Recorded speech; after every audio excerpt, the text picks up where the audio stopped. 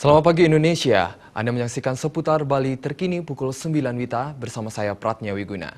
Rencana reklamasi Teluk Benoa yang ditujukan untuk pembangunan daya tarik pariwisata baru menimbulkan keresahan masyarakat. Berbagai cara pun dilakukan oleh oknum pro reklamasi agar revitalisasi Teluk Benoa cepat terrealisasi. Sementara itu, tokoh masyarakat yang tergabung dalam Forum Bali Cinta Damai tetap konsisten menolak rencana revitalisasi Teluk Benoa.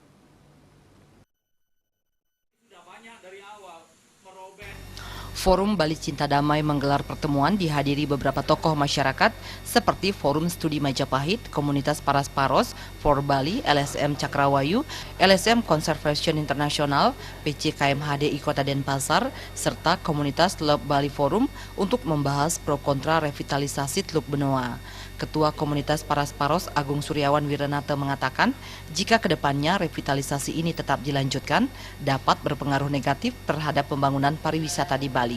Pembangunan pariwisata dengan pendekatan kuantitatif dirasakan sangat tidak bertanggung jawab. Terlebih lagi, sosiodemografi yang tidak terkontrol dapat merusak eksistensi identitas kepariwisataan Bali.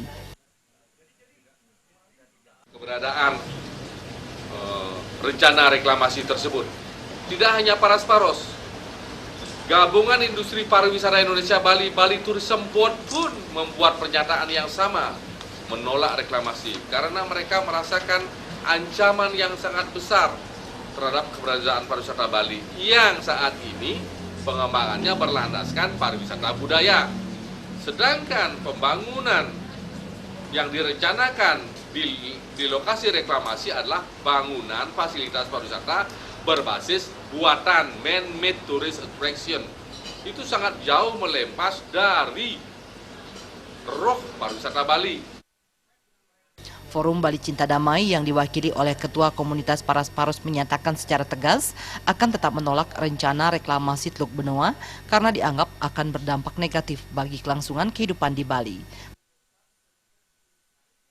Kadek Swantara dan Ari Wiratmaja, Bali TV. Pemirsa, demikian seputar Bali terkini kali ini. Nantikan informasi menarik kami dalam seputar Bali terkini 1 jam mendatang. Salam Indonesia.